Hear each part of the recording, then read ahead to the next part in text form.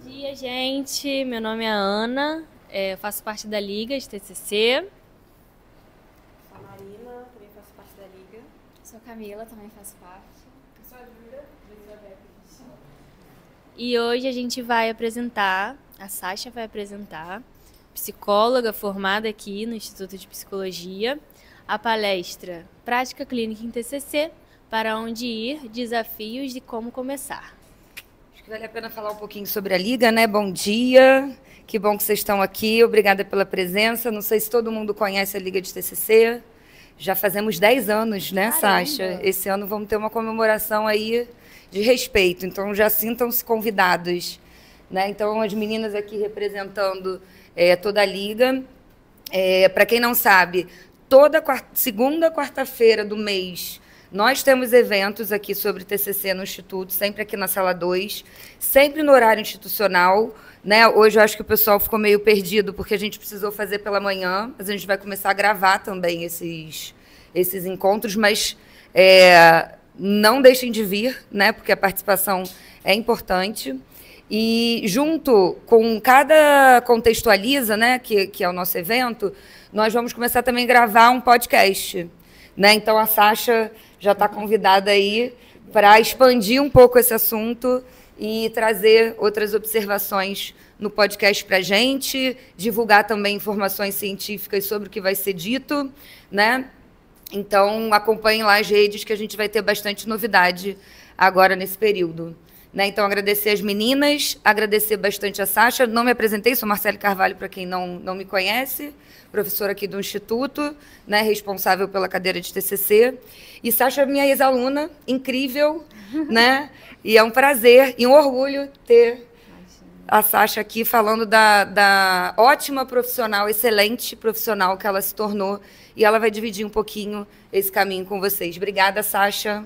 Com a palavra. Eu que agradeço o convite. Muito obrigada. É um prazer estar aqui, né? Comecei a ver TCC na faculdade com a professora Marcele, então imagina, eu venho aqui, ela vem assistir, é uma honra.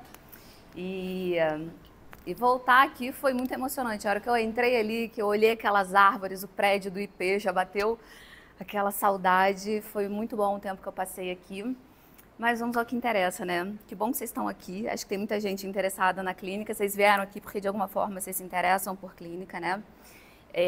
E a gente precisa de muitos profissionais bons na clínica, porque a gente está com muito profissional que não está fazendo um trabalho legal. Então, o fato de vocês estarem aqui, de vocês se interessarem, eu acho que já é o primeiro passo para a gente seguir aí um caminho de uma clínica que seja uma clínica que vem para ajudar os pacientes, não para invalidar de alguma forma, ou constrangê-los, ou então piorar o estado deles. Porque o que a gente vê de paciente que vai para terapia e aí sai pior do que quando chegou.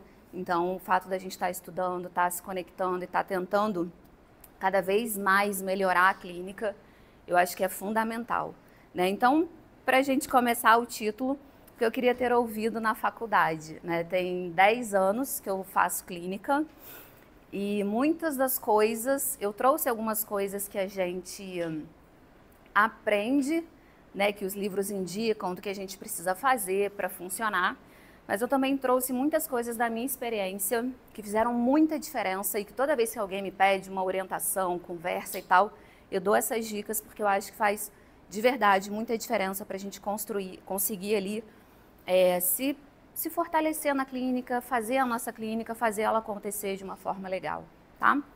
Então, eu sou graduada aqui pelo IP, especialista em TCC, especialista em infância e adolescência, sou certificada pela Federação Brasileira de Terapias Cognitivas, pelo Instituto do Albert Ellis, pelo Instituto do Beck, e sou supervisora clínica também, com formação pelo Beck e pelo curso que a gente tem no Brasil hoje, de maior impacto em treinamento em supervisores, porque a gente não tem treinamento de supervisores.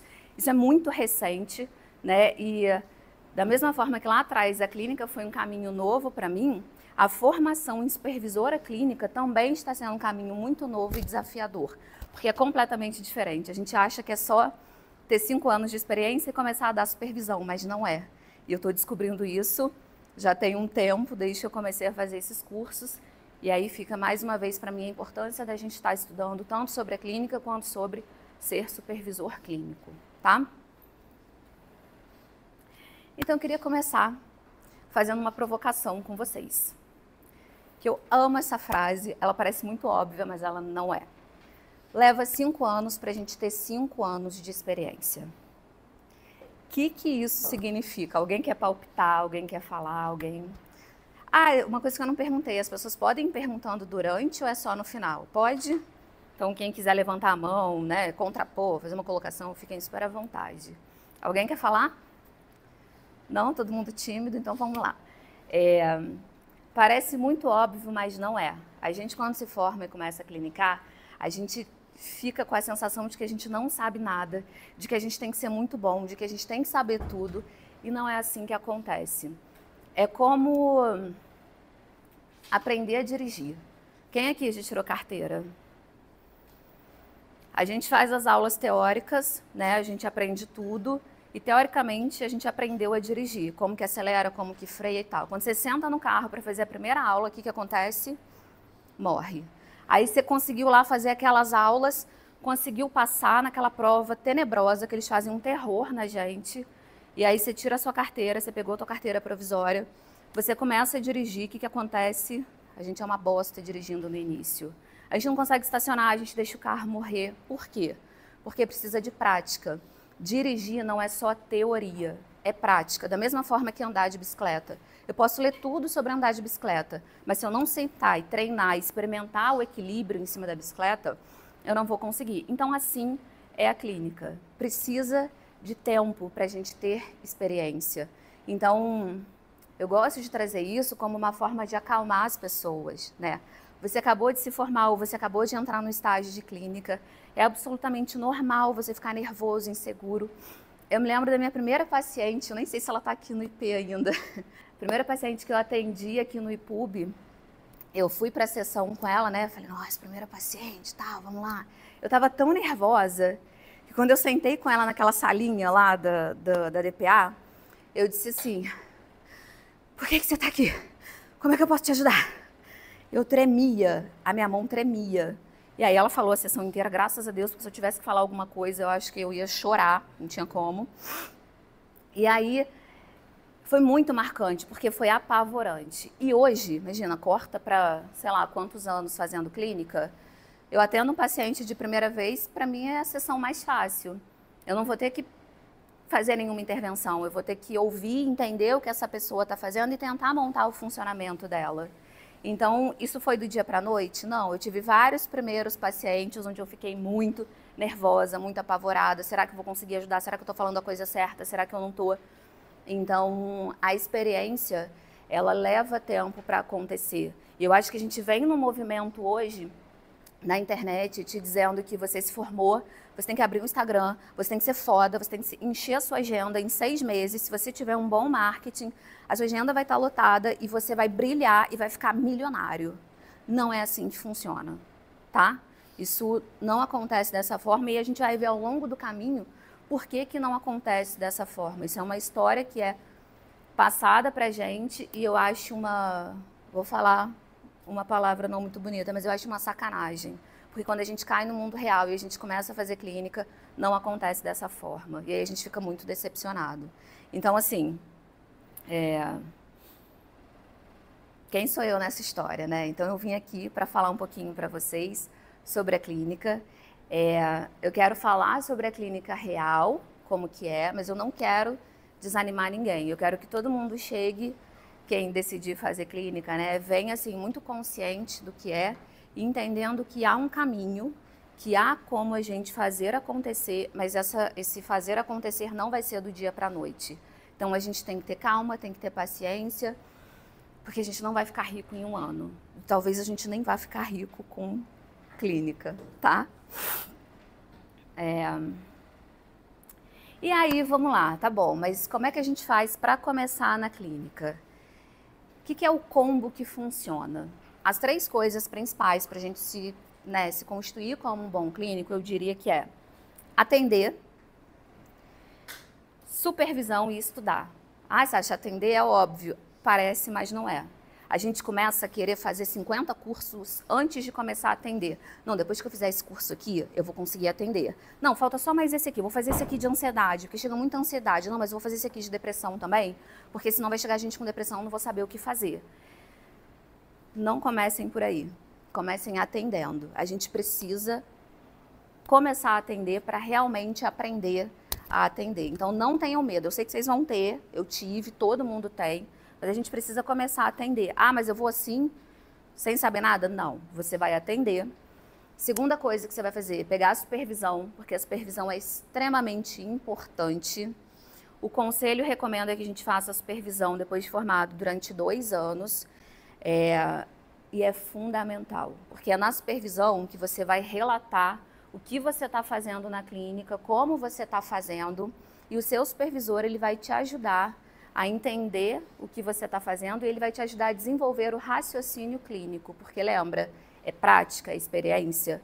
Eu montar um raciocínio clínico é muito difícil e eu preciso de alguém mais experiente me ajudando a desenvolver essas competências para que eu consiga desenvolver um bom raciocínio clínico, montar um bom plano de tratamento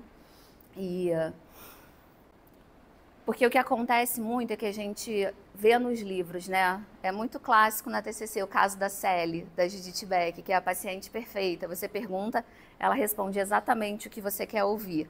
Só que na vida real não é assim. As pessoas, quando chegam no consultório, elas não conseguem identificar o que elas estão sentindo, o que elas estão pensando. Elas só sabem que elas não estão bem. Então, a gente vai ter que ajudar essa pessoa a decodificar tudo aquilo ali que está acontecendo na vida dela. Então, quando eu chego e digo assim, mas por que você me procurou? Ah, eu não sei, é porque eu estou tendo crise de ansiedade, eu fico muito nervosa. E aí acabou aí, a pessoa não tem mais nada para te dizer. Porque a gente não cresce com um repertório emocional, ninguém fala com a gente sobre emoções, sobre pensamentos. Então, a maioria das pessoas que vão chegar no consultório, elas não têm um bom repertório emocional para entender o que elas estão sentindo. Então, se a gente não conseguir montar um bom raciocínio clínico, entender qual é a demanda daquela pessoa, qual é o objetivo dela em terapia, o que não está legal, como pontuar isso para ela, a gente não vai conseguir oferecer ali um bom atendimento. E é muito comum eu ouvir de alguns supervisandos a seguinte frase: poxa, eu atendo essa paciente há 2 anos, mas parece que ela não melhora, ela está do mesmo jeito. Aí eu digo assim, mas me mostra a conceitualização do caso, que é o mapa de funcionamento. Ah, eu nunca fiz. Se você não sabe o funcionamento, você não consegue nem montar um plano de tratamento, você não consegue montar uma direção para onde a gente vai, o que a gente vai fazer. Né? Então, na supervisão, você vai ter todo esse trabalho de competências para você conseguir desenvolver um raciocínio clínico, que eu diria que é o mais importante para a gente atuar. Alguém levantou a mão? Não, desculpa. Para a gente atuar como psicólogo clínico. E aí, estudar. Só que estudar, gente, de novo, né? A gente está sendo inundado por um monte de cursos na internet. Ai, R$ 99,00 um curso, R$ 39,90 outro curso. E a gente vai fazendo um monte de curso, só que a gente não precisa estudar desta forma. No início, a gente não tem grana mesmo para fazer uma pós muito cara, para fazer um curso mais assim. A gente tem os livros que a gente pode estudar e a gente tem ali aqueles nossos professores na graduação que eles conseguem indicar para a gente bons locais, bons cursos, sem a gente entrar nesse desespero de comprar todos os cursos que vendem na internet. Isso faz sentido? E a gente vai ter que estudar a vida inteira. Eu peguei um caso de toque que a paciente tinha muitas comorbidades. Isso deve ter 1 ano. Eu fui ler de novo o capítulo de toque do livro. Eu fui discutir com o Rafael Tomás, lá da clínica, que eu sou supervisora clínica, ele é o diretor. Olha, essa paciente tem toque, ela tem essa comorbidade, um caso muito grave. Eu fui discutir com outro profissional porque eu me vi ali meio perdida no que fazer. Então, não entrem nesse desespero de fazer 55.000 cursos. A gente precisa estudar, a gente precisa ler os livros, começar a atender e fazer supervisão. Isso faz sentido para vocês? Isso é muito importante. A supervisão, eu diria que é o mais importante. Até porque, se eu quero começar a clínica e eu não tenho dinheiro para fazer um curso, o dinheiro que eu tenho eu invisto na supervisão, o meu supervisor, ele vai me indicar a bibliografia para eu ler. E aí, se eu fizer a minha parte, se eu ler aquele capítulo, se eu estudar, eu vou conseguir trazer isso para o atendimento, vou trazer as dúvidas de supervisão para ele e a gente vai desenvolver esse meu raciocínio clínico. Então, eu diria que, assim, é um combo muito importante. Não estou dizendo que não é importante a gente se especializar, até porque eu sou a louca dos cursos, sempre fiz, gosto e faço. Mas é para a gente não achar que isso é a única coisa que vai dar para a gente ali a segurança mesmo para atuar como psicólogo clínico, tá? E aí, começo de tudo. Como é que eu comecei? Eu atendia qualquer coisa que andava. Tudo que apareceu eu peguei. Eu entrei em clínica de emagrecimento para fazer parte de um grupo multifuncional. Eu nunca tinha feito nada de emagrecimento na faculdade. Eu montei um grupo de emagrecimento com uma outra nutricionista que me convidou e a gente fazia, era um grupo que tinha 8 encontros, era um por semana. E as pessoas emagreciam muito nesse grupo. E a gente ficou uns 2 anos e meio fazendo esse grupo. Eu comecei a atender criança, adolescente, adulto, idoso. Comecei a... tudo que vocês não têm noção, tudo que aparecia eu pegava. Por quê? Porque eu ainda não sabia o que eu queria. Eu precisava entender com o que eu me identificava. Só que essa história ela tem 2 lados. Uma coisa é eu pegar tudo que aparece e outra coisa é eu pegar tudo aquilo que aparece que eu não me sinto confortável para atender. Então a gente tem que estar muito atento a isso. As oportunidades quando aparecem, elas são importantes a gente pegar, mas a gente precisa avaliar se aquilo eu dou conta de atender. Um grupo de emagrecimento, eu peguei na época até um protocolo com a Marcele, que a DPA tinha um protocolo de atendimento. Você me mandou um material, eu li tudo, falei, tá bom, entendi como é que eu trabalho com emagrecimento, né? Aí eu fui para o grupo e montei com a nutricionista como seriam os encontros. Mas, por exemplo, naquela época, se fosse para eu sozinha ser a psicóloga principal de um grupo para pacientes borderline, por exemplo, talvez eu não tivesse como naquele momento, porque eu não tinha experiência nenhuma, nunca tinha atendido esse público. E a gente sabe que são pacientes que demandam mais. Então, a gente precisa estar aberto para pegar o que aparece, para a gente ver no que a gente se encontra, no que a gente acha bom, mas também tomar cuidado para não sair pegando tudo que aparece, inclusive aquelas coisas que a gente não dá conta. E se a gente pegar, em algum momento, entender que não dá conta, tudo bem, a gente pode dizer, olha, não vai dar para continuar aqui. Para mim não está fazendo mais sentido, eu achei que eu dava conta, mas não é o trabalho que eu gostaria de fazer. Então, a gente tem que estar muito atento e honesto com a gente para a gente entender se a gente está fazendo aquilo de uma forma legal ou não. Está fazendo sentido isso? E aí, uma coisa muito importante, quando a gente começa a clínica e a gente sai pegando tudo, então a gente vai para uma direção e aí não começa a não fazer mais sentido, é a gente entender que a gente pode mudar. A gente não precisa fazer aquilo eternamente. Assim que eu me formei, quando eu estava... não sei se foi antes ou depois da pós de TCC, eu entrei numa pós de infância e adolescência, que durou 2 anos. Porque o meu sonho durante a graduação inteira era atender criança e adolescente. Aí eu fui fazer a pós e comecei a atender criança e adolescente. Cara, passou 1 ano atendendo criança. Eu não suportava mais. Eu falei, gente, eu odeio atender criança, não gosto, não quero atender criança. Só que eu fiz uma pós, e agora? O que eu vou fazer? Eu tenho que atender criança. E na época eu estava recebendo muito encaminhamento de criança, então a minha agenda era quase inteira de criança, porque tem poucos psicólogos que atendem criança. Então, quando alguém começa a atender, e aí você sabe que a pessoa está trabalhando direitinho, você meio que vira referência, as pessoas vão te encaminhando. E aí eu comecei a entrar na paranoia. Se eu falar que eu não atendo mais criança, não vai chegar mais ninguém. Eu não vou atender outro público. Meu consultório vai esvaziar. O que eu vou fazer? E não é assim que acontece. Na medida que eu fui deixando de atender criança e que eu fui dizendo, agora eu só atendo... Primeiro eu fiquei só com adolescente e adulto, né? As crianças foram parando de chegar e conforme o tratamento foi acabando, eu fui dando alta. E aí eu comecei a ficar só com adolescente e adulto. Por que eu parei de atender criança? Porque elas não são autolimpantes, mentira. Elas pegam bala, sujam o consultório inteiro, mela tudo. Tô brincando, não é por isso. É porque eu ficava muito frustrada com os pais. A gente sabe que trabalho com criança, a gente precisa da família junto, porque geralmente é comportamental, a não ser que seja alguma coisa orgânica, a gente vai ter que trabalhar especificamente para isso. Mas a maioria dos casos que chegavam para mim, era comportamental.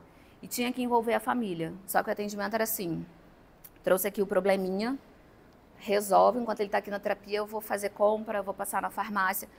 Não que isso esteja errado, mas isso me frustrava profundamente.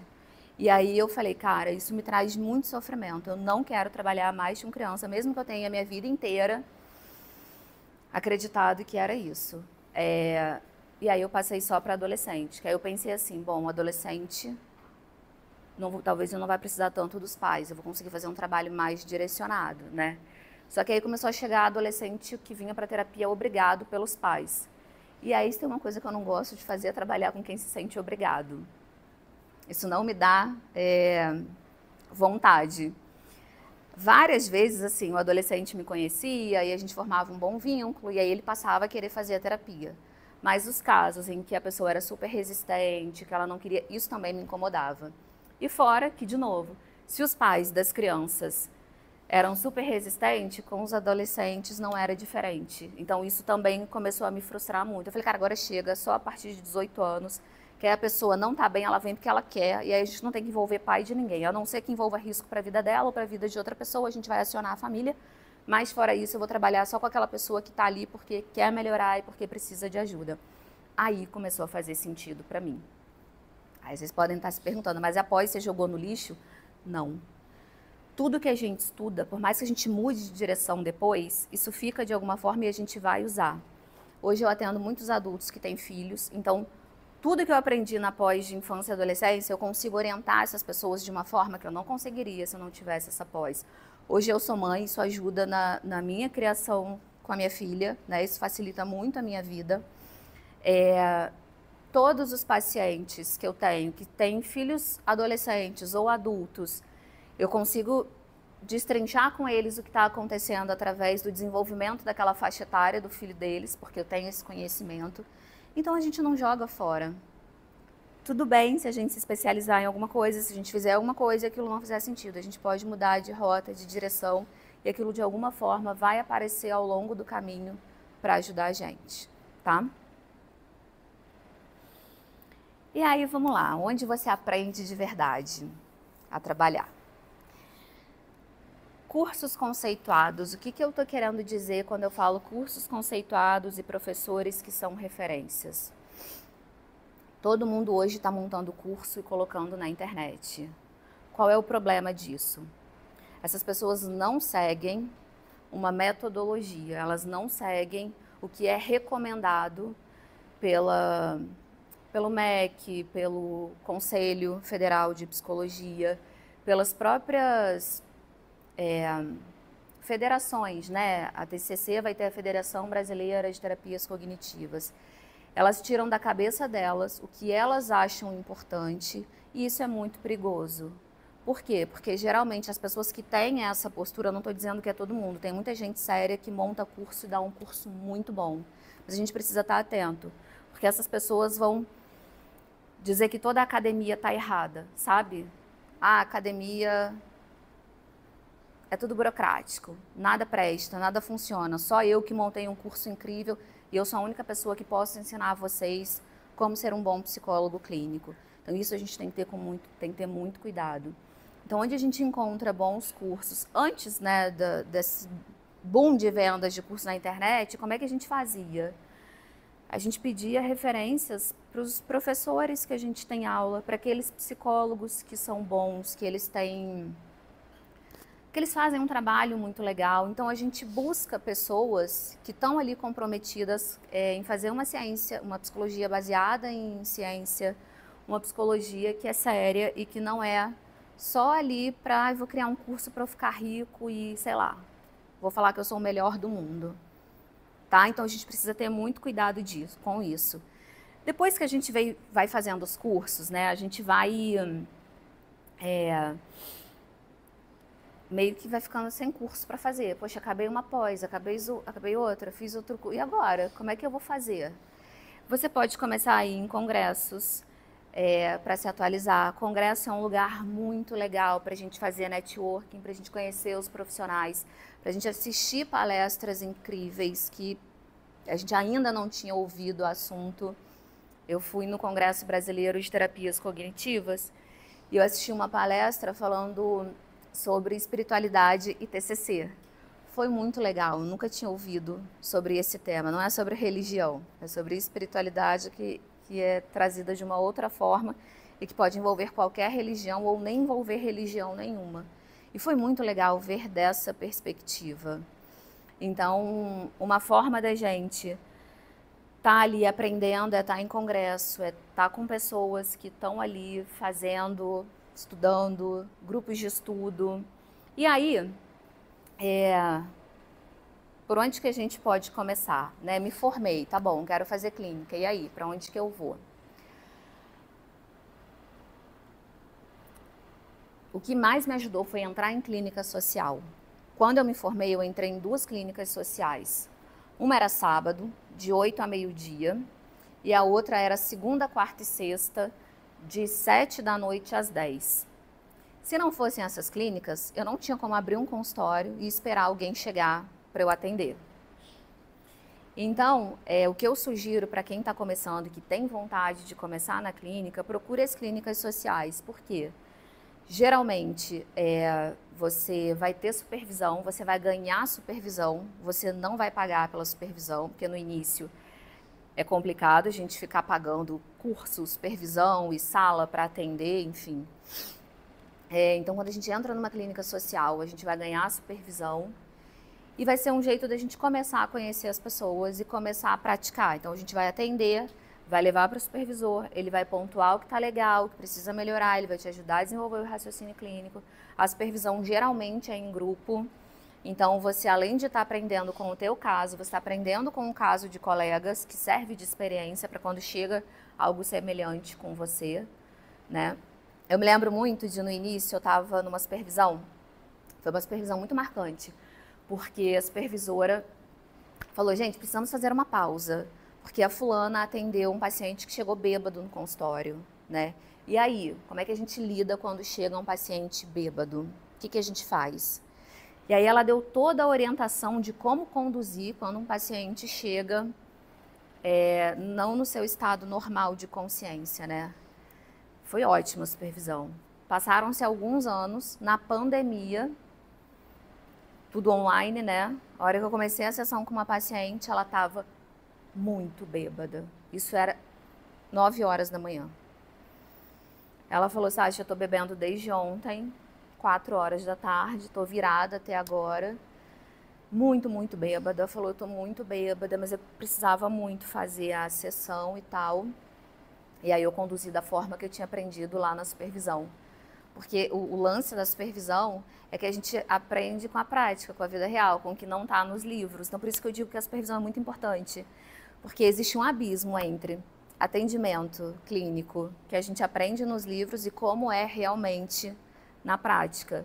Eu nunca vi nenhum livro ensinando o que você faz quando o paciente chega bêbado, né? Tipo, pode atender, não pode? Qual que é a conduta que a gente tem que ter? Isso eu vi na supervisão. Nem foi um caso para mim, foi acontecer comigo anos depois, mas eu sabia exatamente o que eu tinha que fazer. Eu não atendo casais. E uma vez eu fiz um curso, foram 2 dias, um workshop sobre terapia de casal. Aí eu falei, nunca vou atender casal, mas assim, na época eu estava lá no início, que eu achava que eu ia atender tudo, né? E aí um dia, anos depois, eu estava no consultório, chega uma mãe e uma filha todas arranhadas, ensanguentadas, elas caíram na porrada na rua, o policial que estava na esquina teve que separar as duas, levou as duas até o consultório e elas chegaram muito, muito, muito agitadas e chorando e nervosas. Apliquei técnicas de terapia de casal, botei uma em cada canto do sofá, falei, ninguém fala com ninguém, você só fala comigo, calma, vamos todos respirar agora. Cada uma vai ter esse momento de falar e de explicar o que está acontecendo. E aí a gente foi. Então assim, eu fiz um curso de 2 dias de terapia de casal. Eu atendo casais? Não. Mas neste momento, foi extremamente importante que eu tivesse esse conhecimento para eu poder aplicar. Obviamente, quando a sessão acabou, eu estava em pânico, né? Aí eu liguei para o Rafael, que é o diretor da clínica, que ele atendia a mãe e eu atendia a filha. Eu falei, Rafael, pelo amor de Deus, me atende. Preciso falar com você. Aí eu expliquei o que tinha acontecido. Ele falou, cara, você conduziu super bem. Foi muito legal você ter tido esse insight de aplicar a técnica de casal e tal. Fica tranquila, você conduziu muito bem. Porque eu fui me certificar com ele. Eu não sei se eu ajudei, se eu fiz certo, se eu não fiz. Porque a gente tem essas situações muito inesperadas no consultório. Então, se você tem colegas para trocar, grupos de estudo, supervisão, vira um lugar assim onde a gente pega muito da prática clínica. Então, eu recomendo muito mesmo que vocês façam. Outra coisa importante, depois se vocês quiserem mais para frente, eu mando alguns lugares que tem clínica social que vocês podem ver, se alguém tiver para se formar. Geralmente tem processo seletivo. E aí vocês podem procurar, se for o caso, tá? E aí a gente cai na vida de autônomo do psicólogo. E aí eu digo que para ser autônomo tem que ter estômago. É empreender todos os dias, é não ter certeza de quanto você vai ganhar todos os dias. Se você não tem esse estômago, eu sugiro que você trabalhe isso na sua terapia para entender se você vai ter esse estômago, quer desenvolver uma resiliência para ter esse estômago, ou se para você isso não vai ser legal, você vai entrar em sofrimento o tempo todo, porque isso está muito relacionado com a nossa história de vida, né? Se eu vou aguentar essa inconstância ou não. Por que a vida de autônomo é boa? A gente faz os nossos horários. Teoricamente, o céu é o limite, né? Você pode chegar a ganhar um dinheiro que você nunca ganharia se você estivesse trabalhando em algum lugar que tem um salário fixo. Vai depender da tua disponibilidade de trabalhar, enfim. Mas também tem a parte que é difícil. Tem a parte que os pacientes faltam, eles desmarcam. Geralmente, janeiro e fevereiro, a gente tem uma baixa no consultório, porque os pacientes estão guardando dinheiro, juntando para viajar no carnaval, para fazer alguma coisa legal. Quem atende criança e adolescente, julho, dezembro e janeiro, é o mês de baixa.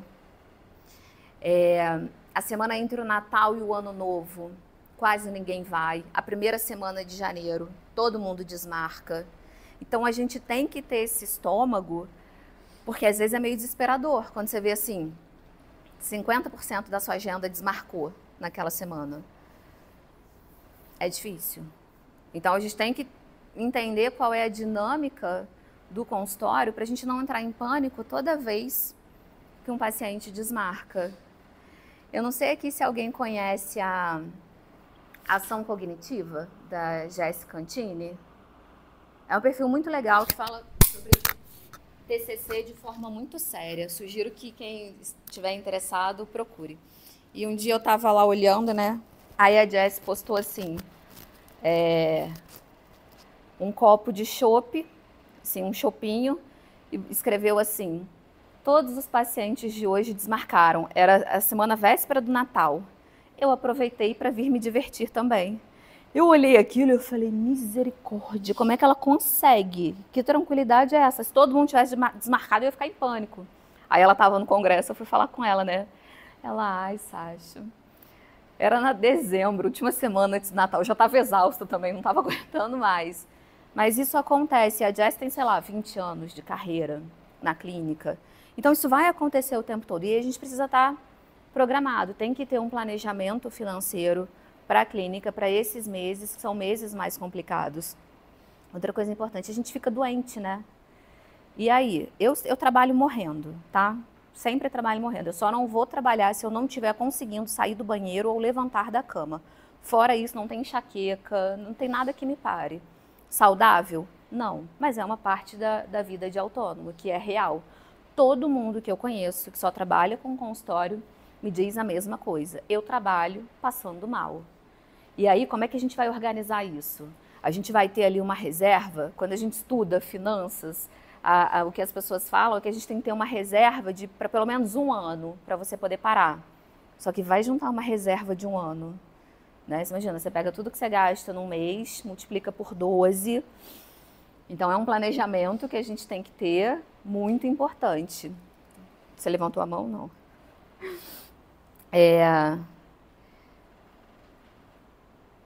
Tem que ter jogo de cintura, porque eu não sei se alguém já atende clínica aqui, mas lidar com pessoas é muito difícil, com o público, e o paciente não deixa de ser um público, só que é um paciente que não está bem.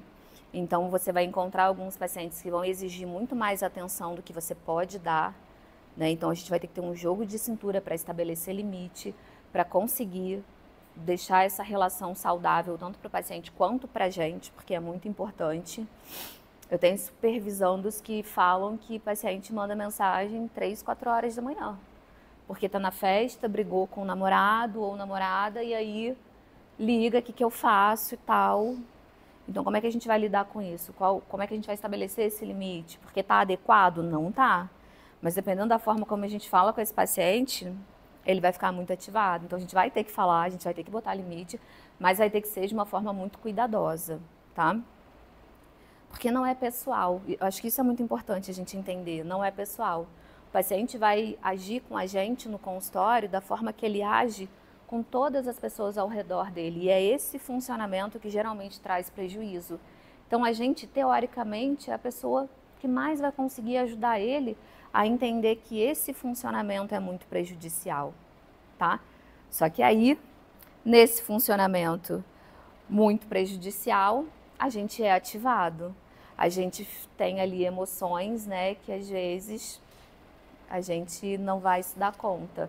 Porque emoção a gente não controla, mas a gente se dá conta e a gente regula.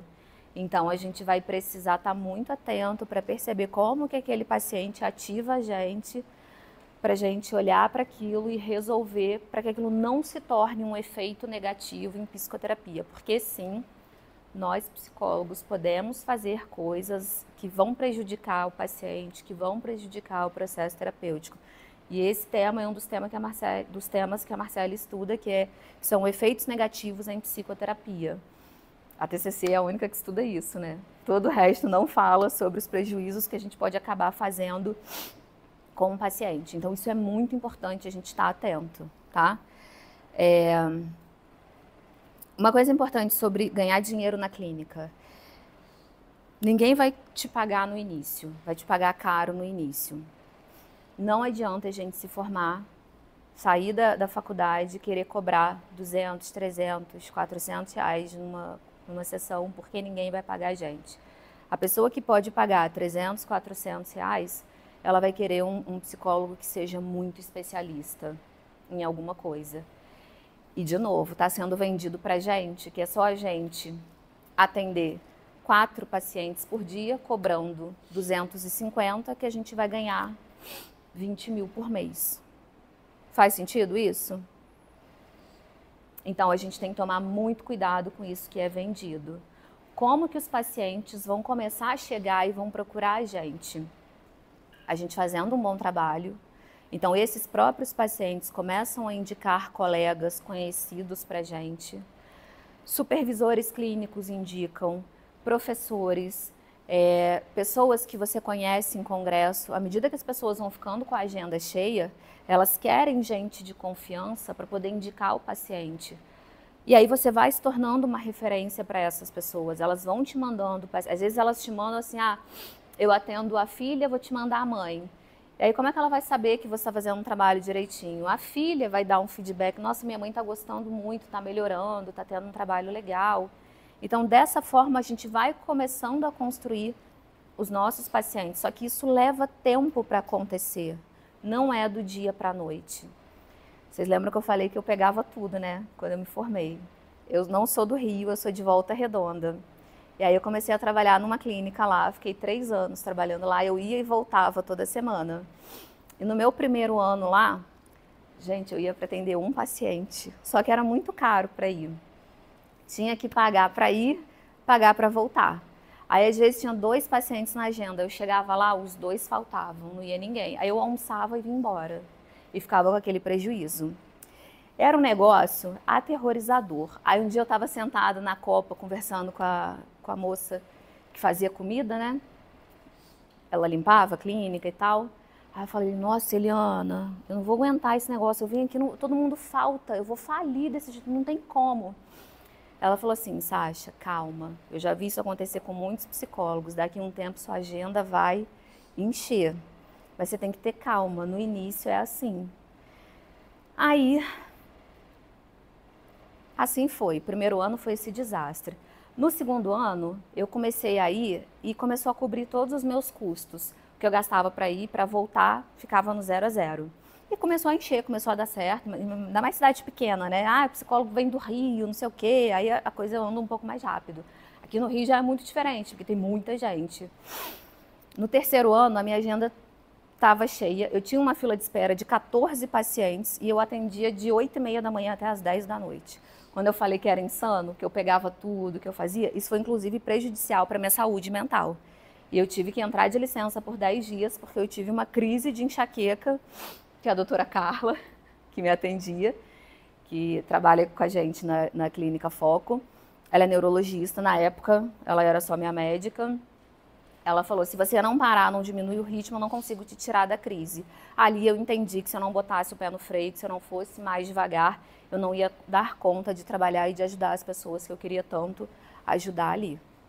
Aí depois de 3 anos, com a agenda maravilhosa, incrível, eu resolvi ficar só no Rio e larguei todos os pacientes, encaminhei todo mundo. Aí comecei do zero no Rio. Essa é a minha história. Mas deu certo, aos pouquinhos a coisa foi andando de novo, foi crescendo, com calma, com paciência, e aí a coisa foi dando certo. Para vocês terem noção, quando eu entrei nessas clínicas sociais, a consulta era R$50. Ficava 25 para a clínica e 25 para o psicólogo. Só que o que era bom nisso? Que a gente ganhava supervisão.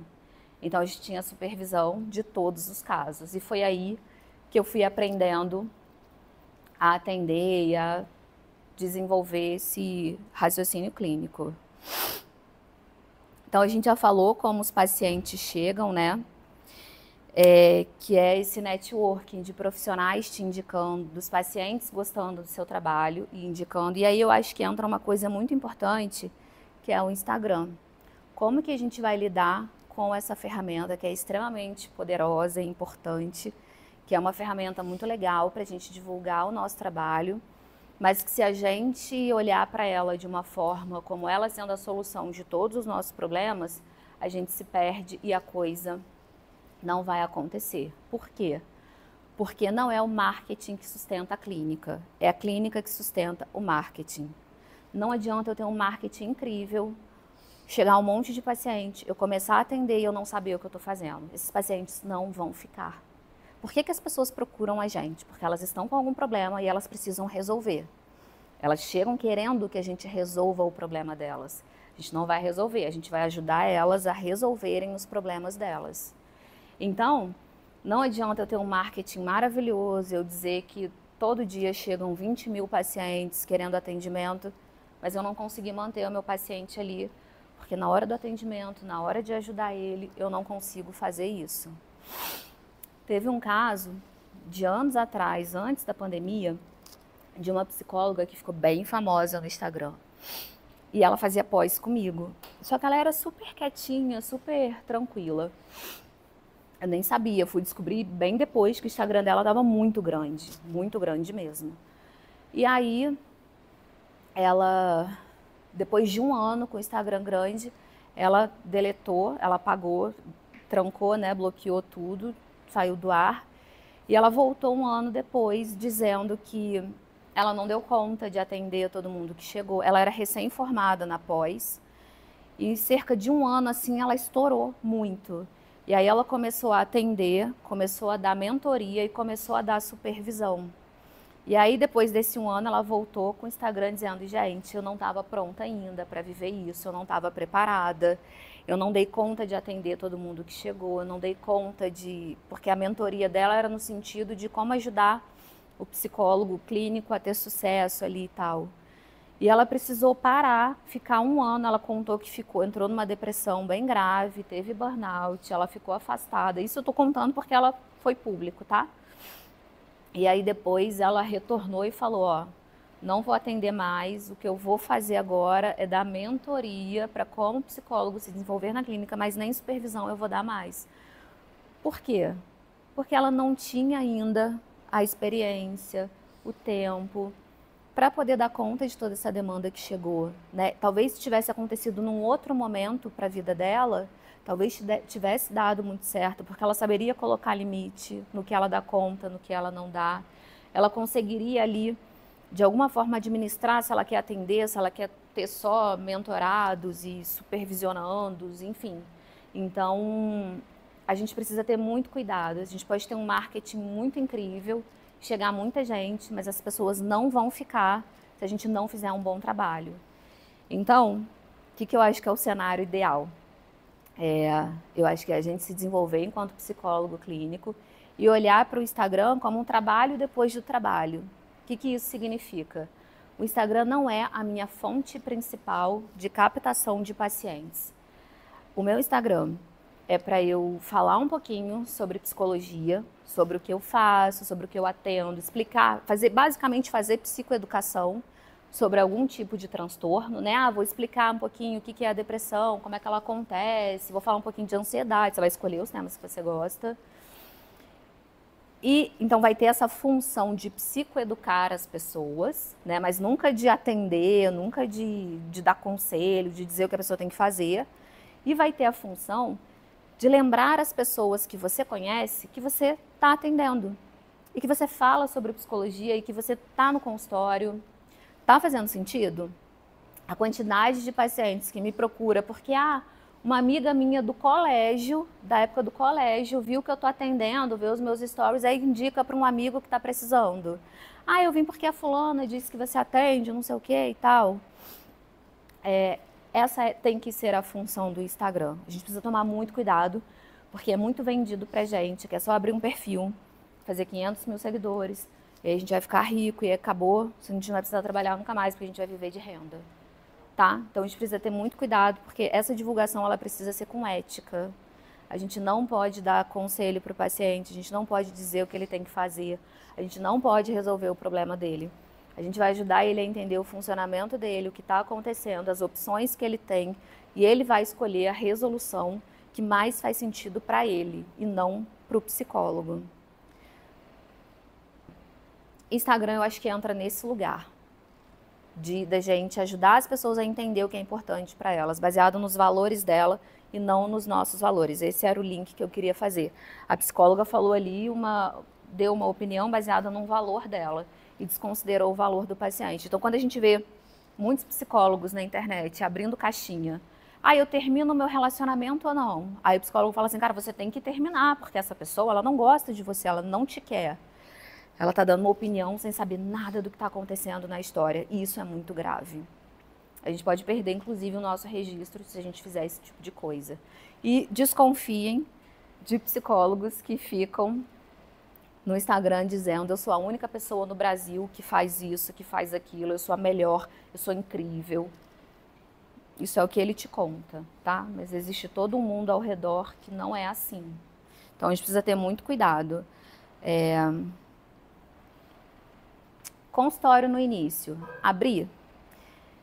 Talvez não, com certeza não vale a pena, tá? Porque a gente tem pouco paciente, é caro para manter o consultório, pagar aluguel, pagar condomínio de sala.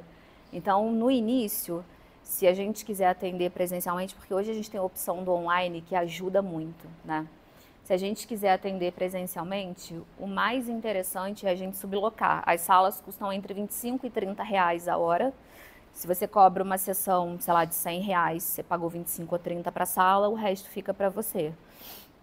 Então, sublocar é o ideal. Quando que está na hora de eu ter o meu consultório? Quando aquilo que você está pagando de sublocação já paga todo o custo de uma sala. Paga aluguel, condomínio, paga luz, paga internet. No momento em que você está gastando a mesma coisa que você gastaria para ter sua sala, talvez você pode começar a pensar em, de repente, ter o seu espaço. Por quê? Porque daí você tem muito mais horas disponíveis para atender os pacientes. Porque se eu, vamos supor, eu gasto R$1.000 de sublocação, tá? Isso me dá 10 horas de sala. Se é o custo para ter uma sala, isso me dá 50 horas na semana, em vez de ter só 10 horas numa semana. Faz sentido? Então, a gente precisa ir com calma e, obviamente, né, se for o teu sonho, ter consultório, não sonho, mas assim, se você quiser trabalhar no consultório, atender presencialmente, no início é legal a gente se blocar e depois, com o tempo, com calma, vai chegar o momento da gente ter o nosso espaço, da gente deixar o nosso cantinho do jeito que faz sentido pra gente, porque é muito gostoso você trabalhar num lugar que você se identifica, né, que você decorou, que você ali ajeitou de um jeito que você acha que vai acolher as pessoas que vão chegar para atendimento, tá? Como a gente disse, você não precisa atender tudo, isso aqui acho que é muito importante. A gente precisa estar muito consciente para quais casos a gente não dá conta de atender. Eu, por exemplo, não atendo dependência química, não atendo pedófilo e não consigo atender homem que bate em mulher. São 3 casos que me ativam muito e que para mim não vai ser funcional, porque eu não vou conseguir empatizar com o paciente e deixar as minhas crenças de fora. Então a gente precisa, eu conheço uma pessoa que ela diz, eu não atendo quem tem transtorno de personalidade antissocial, o famoso psicopata, né? Não consigo atender. E eu já conheço uma pessoa que diz assim, eu consigo atender o pedófilo, não porque eu goste, obviamente, dele, do funcionamento dele, mas porque eu entendo que quando ele busca ajuda, ele realmente está disposto a tentar melhorar aquilo e é um problema, e é uma condição ali que é uma doença, então eu consigo empatizar com o fato dele estar ali buscando ajuda. É difícil atender, mas eu consigo me conectar de alguma forma. Então a gente precisa estar muito atento que a gente não dá conta de atender. Tem uma pessoa que eu conheço que ela conta assim, né, em aulas, em supervisões e tal, que chegou uma mulher para ela que o marido tinha acabado de falecer de câncer e tinha 2 crianças pequenas.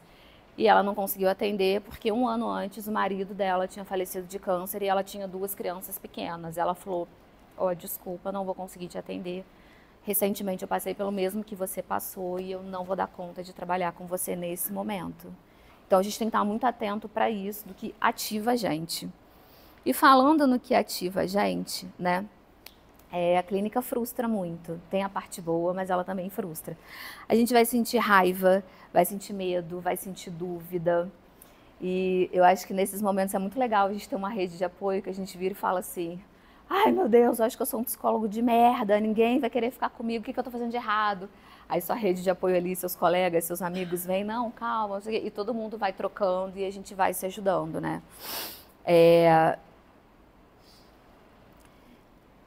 E muitas vezes a gente vai sentir raiva dos nossos pacientes, a gente vai se sentir frustrados por eles não estarem conseguindo fazer as coisas. E quando a gente começa a ativar dessa forma, isso é um efeito negativo em psicoterapia, isso se chama contratransferência. É quando aquele paciente me ativa de um jeito que eu começo a ter um funcionamento mais prejudicial, podendo prejudicar ali a terapia e até mesmo aquele paciente. Então, a gente precisa estar muito atento para esse processo de contratransferência, porque ele vai acontecer. A gente querendo ou não, ele é um fato. Mas o que é importante? Quando ele acontecer, eu preciso identificar. Esse paciente chega atrasado, eu fico com raiva dele. Esse paciente falta, eu fico aliviado quando ele falta. Graças a Deus, não vou ter que atender esse paciente hoje. Isso tudo sou eu ativando, isso é contratransferência. Então eu preciso me dar conta que ela vai acontecer e quando ela acontece eu preciso primeiro perceber para então fazer alguma coisa. E aí o que eu posso fazer a respeito quando começa a acontecer uma contratransferência? Eu posso levar para a minha psicoterapia para eu trabalhar isso. Eu posso levar para a minha supervisão clínica, onde o meu supervisor vai me dar algumas orientações ali. E eu posso fazer a autoprática da TCC. A autoprática da TCC é a gente experimentar as técnicas da TCC, as ferramentas que a TCC tem na gente mesmo. Por quê? Porque ajuda a gente a se desenvolver como terapeuta, ajuda a gente a se tornar mais empático quando a gente se coloca no lugar do paciente experimentando o processo terapêutico, como é difícil passar pelo processo terapêutico, né? Esse programa de autoprática, Ele é uma ferramenta, então, que a gente usa para olhar para dentro, entender o que está acontecendo e aí usar ferramentas para sair daquele lugar. E a gente aplicou esse programa aqui na UFRJ, no pessoal da DPA, da clínica de TCC, em 2023. Acho que foi 2023 ou 22, também não lembro. E foi muito legal, porque o feedback das pessoas que estavam nesse grupo era assim, meu Deus, como é chato fazer dever de casa. Eu passo dever de casa para o paciente, tarefa de casa, o paciente não fazia, eu ficava puto, falava, pô, não vai melhorar, não faz a tarefa de casa. Só que aí eles tinham que fazer tarefa de casa, né? Para a semana seguinte. Voltava todo mundo assim, cara, é muito chato fazer tarefa de casa. Agora eu entendo porque que meu paciente não consegue fazer.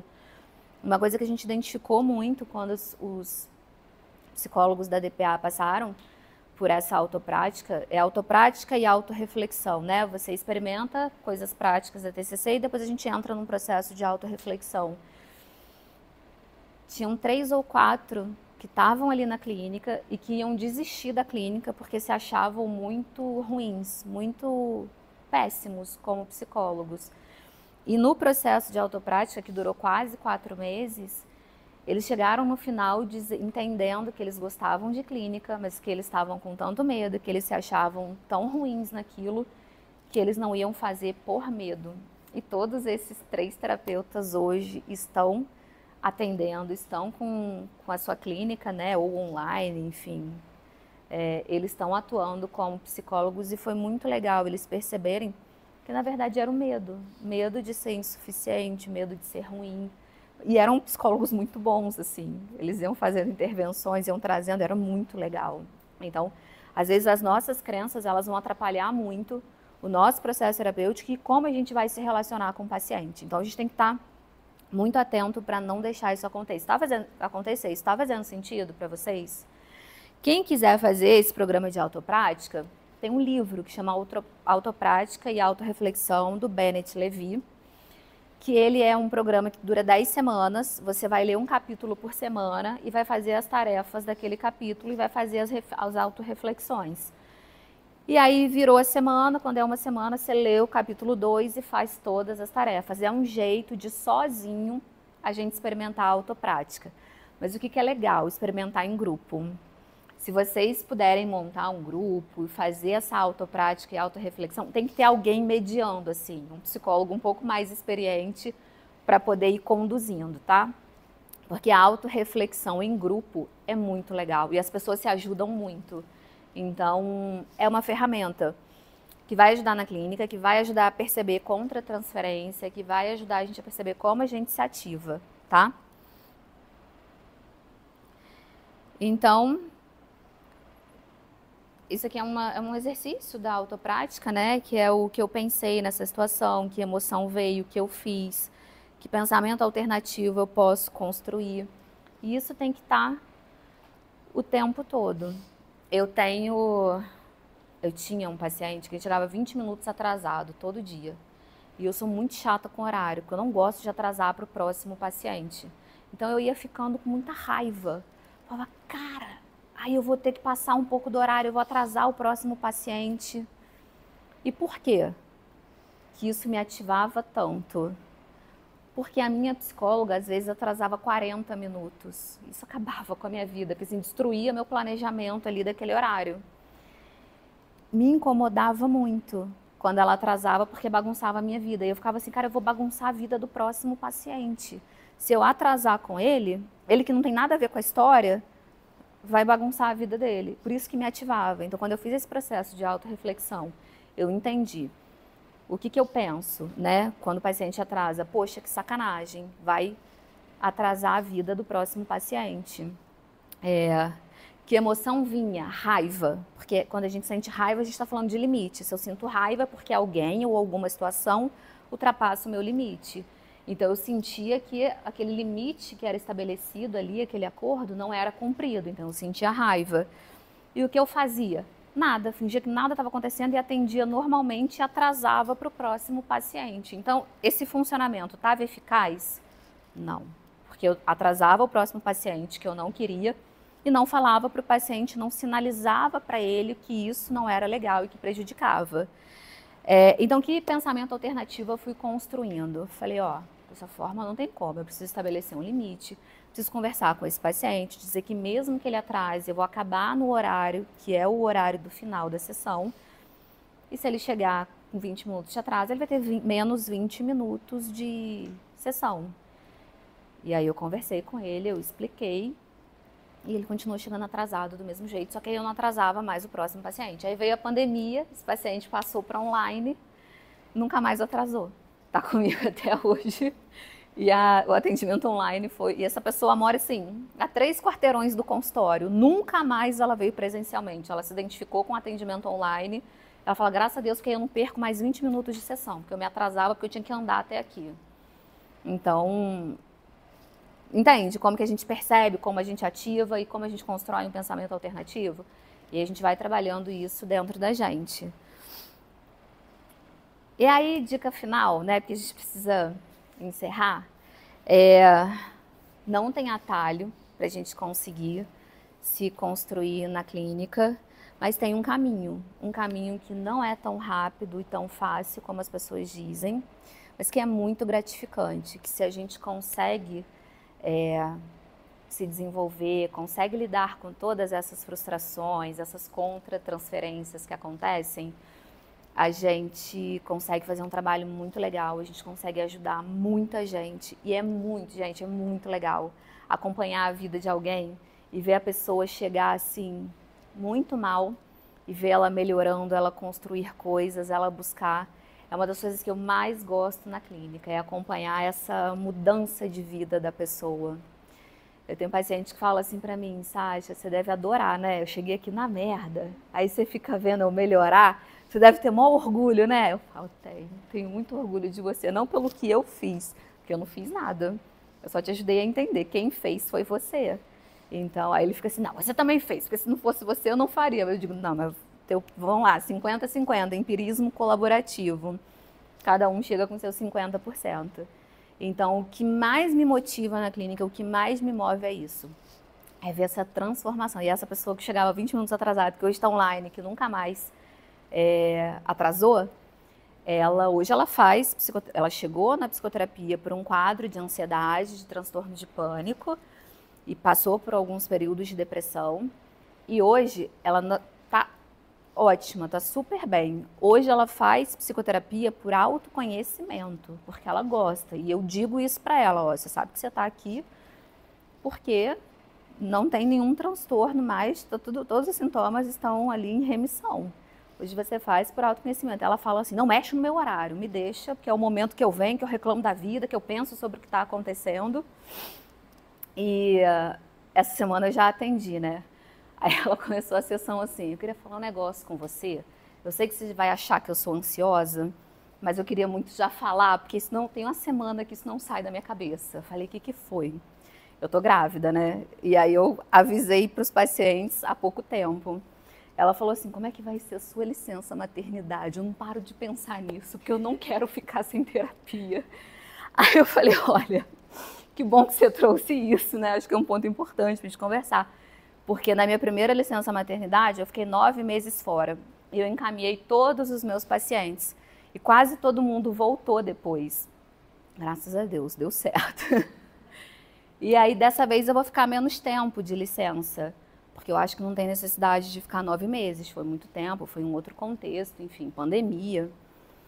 E aí, ela falou, tá, mas você vai ficar quanto tempo? Eu falei, ó, a princípio 3 meses, eu volto com 3 meses. Ela, não, super gerenciável, que eu não quero ir para outra psicóloga, você já falou que eu tô bem, que eu tô aqui por autoconhecimento, mas se eu tiver uma emergência, eu posso te mandar uma mensagem, você faz uma sessão de emergência? Eu falei, faço, pode ficar tranquila. E aí, isso é muito legal. É uma pessoa que está ótima, e ela falou, eu queria muito ficar sem terapia, porque eu acho que eu dou conta. O que você acha? Eu falei, eu também acho que você também, vai ser um momento para você testar, né? Como é que você está, enfim. E é isso, acho que a gente vê esse processo. Isso é muito legal da gente acompanhar. Então, é um processo que ele é árduo, a gente tem que estar sempre olhando para dentro, né? Esses dias eu estava com a Marcele no congresso até, Aí eu falei, Marcele, acho que eu tô fazendo um negócio errado com o paciente aqui. Aí eu contei a história para ela, ela me ajudou a entender. No final não estava errado, mas assim, todas as vezes que eu tenho alguma questão, é o que eu falo, a gente nunca vai parar de estudar, a gente sempre vai estar buscando supervisão com colegas. E aí ela discutiu o caso comigo, a gente foi entendendo e tal. Eu falei, bom, então não tá errado isso aqui. Então a gente tem que ter sempre esse cuidado para olhar para dentro, para saber que a gente vai ter que estudar, vai ter que fazer supervisão e vai ter que estar atento a como a gente está ativando durante o nosso atendimento, tá? É isso. As meninas falaram que tem um espaço para pergunta. Se você tem aqui, ó, meu Instagram, quem quiser acompanhar. Tem um pouco de psicologia, também tem um pouco de bobeira, de vida real. Tem o Descomplicadamente, que é um podcast que eu tenho, né, com duas amigas, com a Fernanda, que ela é publicitária, ela trabalha com marketing, e com a Marcele, que ajuda todo no conteúdo técnico. Então é um podcast onde eu e Fernanda apresentamos e a gente traz sempre um especialista no assunto daquele dia e uma pessoa que vivencia aquele tema. Então a gente tem muitos episódios, a gente está gravando a segunda temporada. Se vocês quiserem assistir, é muito legal porque não os pacientes, né, mas as pessoas que vão contar as histórias delas, elas dão muita realidade para como acontece o processo terapêutico e aí o especialista vem entrando, vai ajudando essa pessoa, vai pontuando. Então eu acho que é uma ferramenta para a gente ver como é que acontece a terapia. Né? A gente tem um episódio muito legal de transtornos de personalidade borderline, que eu recomendo todo mundo assistir, que a psicóloga, que a moça que tem o transtorno, né? Sigam, Casa Tucci. É uma pousada, Fernanda Tucci, o nome dela, ela fez uma pousada onde ela só contrata quem tem algum transtorno mental. Ela já ficou internada aqui no Pinel e todo mundo que trabalha lá tem algum transtorno. Então ela divulga isso sobre saúde mental, ela já foi no podcast da Ana Beatriz Barbosa, Barros, quase saiu Barros. A história dela é muito legal. E ela fala sobre o transtorno abertamente, ela chegou muito ativada, sabe, naquele auge do surto do transtorno de personalidade borderline, ela chegou assim para a gravação. E a gente, quando começa o episódio, a gente falou, você dá conta de começar, você vai querer gravar hoje, a gente pode remarcar. Ela, não, eu quero gravar. A hora que começa o episódio, ela tá muito ativada, muito assim, o olho arregalado, muito tensa. E a hora que a Marcele, não é essa outra especialista em transtorno de personalidade borderline, começa a conversar e vai conduzindo e vai pontuando para ela, cara, ela vai entendendo, ela vai se acalmando. É muito legal esse episódio. Os feedbacks que a gente recebe de quem assiste é que assim, as pessoas choram e riem junto com ela, o que é realmente o transtorno de personalidade borderline, né? A pessoa chora, ri, te ama, te odeia, enfim. Então é um episódio muito legal. Tem vários outros temas também. Tem um de autoconhecimento, autoconhecimento não, da Maria Amélia. Autocompaixão, da Maria Amélia com o Jefferson Schroeder, que é humorista, já participou do Porta dos Fundos, é um humorista que faz várias vozes, é muito engraçado. E aí ele leva um episódio dele no teatro, que ele teve uma trava, e aí ele não consegue, quando chega nessa cena ele trava na hora da apresentação. E aí a professora Maria Amélia vai ajudando ele a entender, vai ajudando ele a desmistificar, e aí algumas semanas depois a gente foi assistir a peça porque ele convidou, né? E na hora da cena fatídica, que ele tá fazendo a cena, ele olha pra gente e faz assim, ó, já tá resolvido. Ele conseguiu superar ali aquela situação. Depois do episódio, quando saiu, foi ao ar, ele assistiu pausando, fez várias anotações, mandou pra Maria Amélia os insights que ele teve. Foi muito legal. Então a gente tem... Eu digo assim que o ouro desse podcast são as pessoas contando as histórias delas, é o que torna mais real pra gente, a gente realmente entende como é a clínica, tá? E tem a Clínica Foco, que eu faço parte como supervisora clínica, a gente tem um programa lá, é uma das clínicas que oferece esse atendimento social, a gente tem atendimento social, os alunos fazem um processo seletivo, entram e aí eles vão ganhar a supervisão de 15 em 15 dias em grupo comigo. E aí a clínica cuida de tudo, secretária, pagamento dos pacientes, repasse para os psicólogos. Então é online, o psicólogo não precisa sublocar a sala para atender. E aí a gente consegue fazer um trabalho muito legal de supervisão na clínica. Mas tem outras também, se vocês quiserem, depois vocês podem me mandar e tal, que eu passo algumas clínicas que eu conheço que tem esse trabalho, tá? É isso, alguém tem alguma dúvida? Gostaria de perguntar. Obrigada. Obrigada, gente.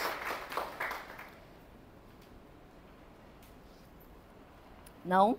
Eu não sei se foi bom, todo mundo entendeu, se foi ruim, ninguém entendeu nada. Eu queria que você falasse de novo do...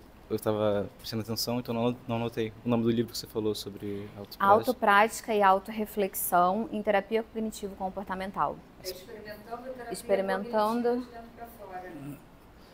Aí você puder falar um pouco de novo melhor dele, assim. Bennett Levy. Então, esse é um livro que ele traz o programa completo, que dura 10 semanas, e que a gente pode aplicar, se auto-aplicar mesmo. O livro é para isso. A gente compra. Aí o primeiro capítulo você vai ler, e aí você vai ficar uma semana fazendo os exercícios daquele capítulo. Aí quando der uma semana, você passa para o segundo capítulo, lê e vai fazendo os exercícios. E tem a autorreflexão escrita no final, que é muito diferente da autorreflexão falada.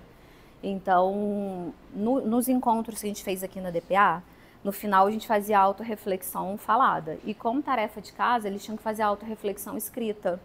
E vinham muitos insights diferentes que eles não tinham ali no momento da autorreflexão falada. E aí no livro, como assim, vocês podem ou fazer juntos, né, ou fazer sozinhos. Se fizer sozinho, não vai ter autorreflexão discutida em grupo, mas vai ter essa escrita, que é muito importante. Sim. E aí vai durar 10 semanas e é meio que você experimentando tudo que rola num processo terapêutico de TCC, entendeu? A gente fica incomodado, fica ativado, é difícil, sim, mas é muito legal. Eu ia perguntar se você acha que se eu fizesse sozinho seria eficaz de alguma forma. Porque você falou que em grupo seria bem melhor, mas fazendo sozinho já teria uma utilidade, assim? Você acha que poderia ajudar? Tem. Sozinho dá, né, Marcelo? Pela questão de ter uma pessoa que conduza, sim, que tenha mais experiência para fazer esse manejo. Né? A proposta da autoprática e da autorreflexão, complementando o que a Sasha está falando, é a ideia da gente ter ali, né, uma prática pessoal. Geralmente a gente busca... Desculpa, esqueci. Né? A ideia da autoprática e da autorreflexão é a gente ter uma prática pessoal. Né? Geralmente a gente busca terapia para isso, né, para falar sobre as questões que estão sendo difíceis para a gente, ou então a gente busca supervisão para falar sobre os casos que a gente tem que conduzir e tem dificuldade. A ideia da autoprática é que a gente pode escolher, né, qualquer problema no âmbito profissional ou pessoal e fazer essa autoaplicação da TCC com um processo reflexivo. Então, a ideia é que a gente cresça tanto pessoalmente quanto profissionalmente, desenvolvendo diversas competências. Né? Então, eu acho que o mais legal, né, existe essa possibilidade de você praticar sozinho? Sim, mas talvez quando você estiver mais experiente aí. Né? Nesse início, o grupo, a orientação vai ser bem legal assim, para você desenvolver essa autoconsciência e os insights. Né? A universidade não oferece esse programa? Não. Eu vou oferecer esse programa, né? Eu iria oferecer esse semestre, a monitora... está até ali. Mas a gente precisou, por questões, né, de professor aqui, que tivemos um déficit, precisei dar outras disciplinas e tive que cancelar a eletiva. Mas vamos ver aí no próximo semestre se eu consigo. A gente vai fazer uma turma reduzida, mas vai trabalhar exatamente esse protocolo. Então, corram para se inscrever, porque vão ser pouquinhas vagas.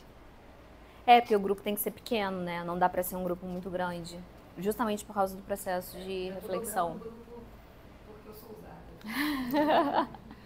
Eu não sei se é uma pergunta meio boba, mas eu queria saber como funciona na prática clínica a desconstrução do autodiagnóstico, porque hoje em dia tem a polêmica do TDAH, então todas as pessoas dizem que tem TDAH ou que elas têm transtorno afetivo bipolar, então até porque muitos psicólogos não usam o Instagram como uma psicoeducação. Usam para colocar os critérios. Se você tiver, então venha fazer a terapia que eu te ajudo. Em 3 meses você está curado. Então, queria saber mais sobre isso. Então, hoje em dia os pacientes chegam, né, se dando um diagnóstico. Olha, eu vi na internet, eu tenho TDAH, né? E se a gente vira na hora e fala assim, não, olha só, você não pode se autodiagnosticar, a gente já quebrou a relação terapêutica. Então, isso tem que ser com muito cuidado, né? Você vai validar, sim, entendi, tá, mas posso fazer uma investigação mais detalhada contigo, porque é importante a gente confirmar e tal.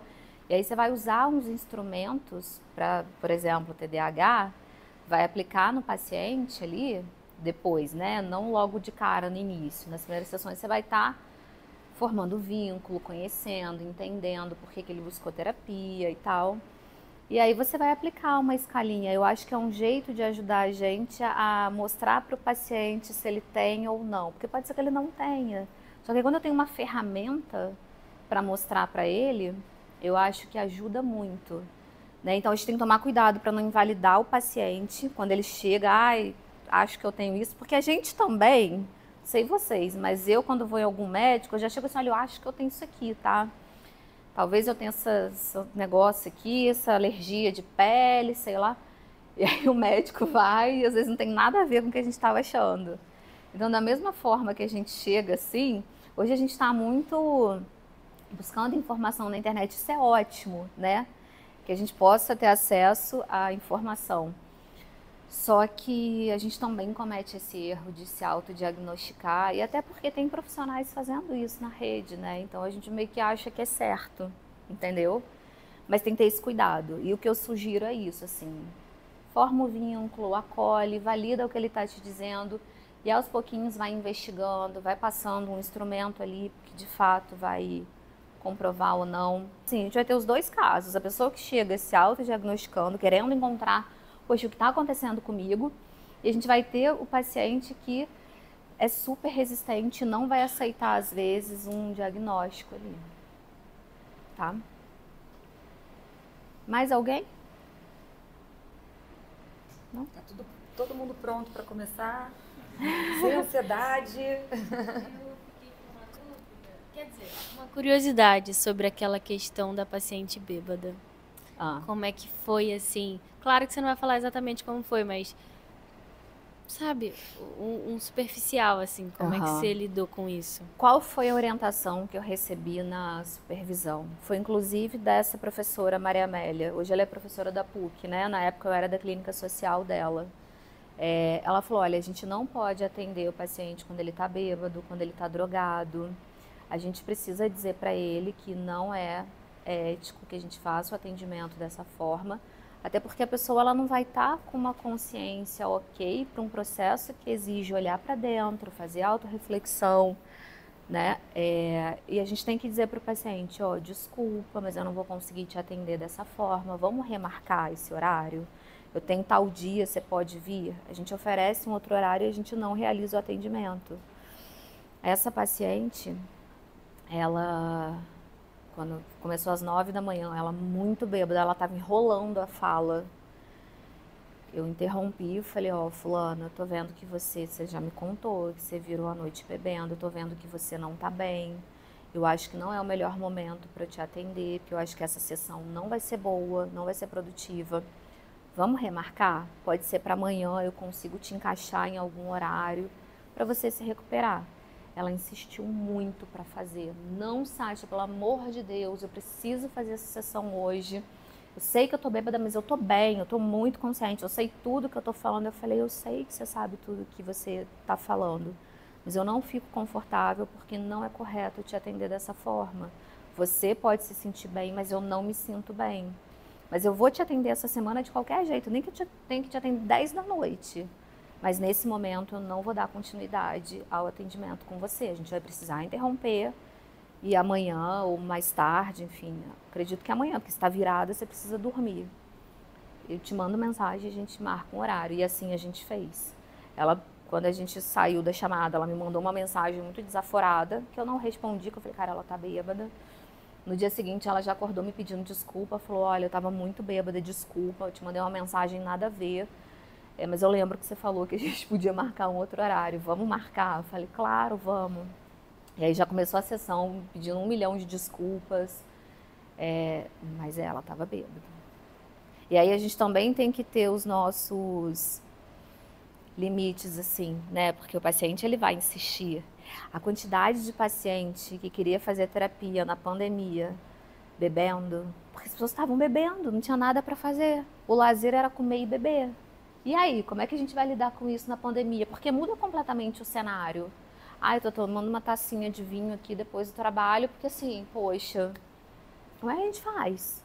Porque daí muda o cenário, né? Não é um cenário assim, tô virado, bebendo. Não, você tá numa pandemia, todo mundo trancado, todo mundo ansioso, todo mundo encontrando uma forma de estar mais relaxado.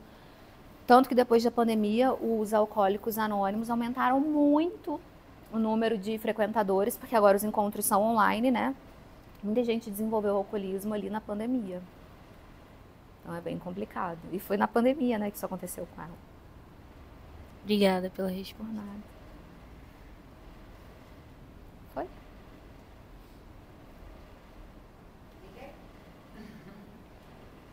Deixa eu só agradecer a Sasha, Imagina. né, e pontuar novamente que assim, acho que as informações que ela trouxe são extremamente pertinentes para a prática de vocês e principalmente, né, nesse desespero inicial. A gente vê vocês saindo daqui, embora extremamente bem preparados, com a Sasha não foi diferente, comigo não foi diferente, né? Embora muito bem preparados, ainda pouco confiantes, e cada vez menos confiantes por todo o contexto, né? O contexto não pode ser ignorado. E hoje o nosso contexto da educação é muito grave, né? E um desserviço está nas redes sociais, né? Dizendo exatamente isso. Vocês são infalíveis, vocês vão, né, conseguir imediatamente comprando esse produto aqui, né, ou seguindo exatamente meus passos, meus guru, né, vocês vão sair prontos e vocês vão ter muito sucesso. E aí vocês acabam se desviando do que é o que a Sasha trouxe, né, que é estudar, que é trocar com os nossos pares, né, a gente estar em supervisão, a gente ter uma autoprática, fazer uma autorreflexão, né, que se propõe muito olhar para o objetivo. Ninguém chega no objetivo sem percurso. O foco é no caminho. É cada dia o que eu faço para ser o profissional que eu quero ser. E a consequência vai ser o meu sucesso. A consequência vai ser eu atingir, né, o meu sucesso profissional, estar direcionado para os valores que eu tenho em relação à minha profissão, que é ajudar as pessoas, contribuir com a sociedade e por aí vai. Né? Então, lembrem disso, né? Não caiam nesses pontos aí, que isso empobrece, inclusive, a nossa área acadêmica.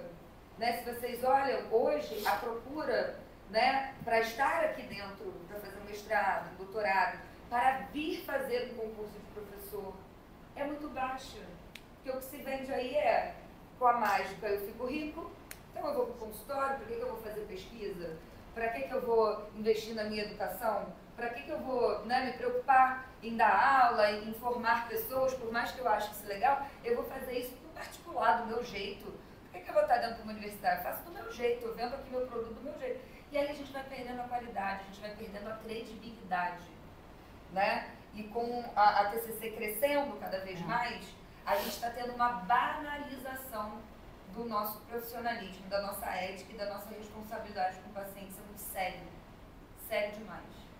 Né? Então, eu apelo a vocês que tenham esse cuidado, né? Que estejam na universidade, que troquem com a gente, que estejam com profissionais que estão gabaritados para falar. Vocês procuram o currículo Lattes dessa galera que é rio do mundo? Nem tem, né?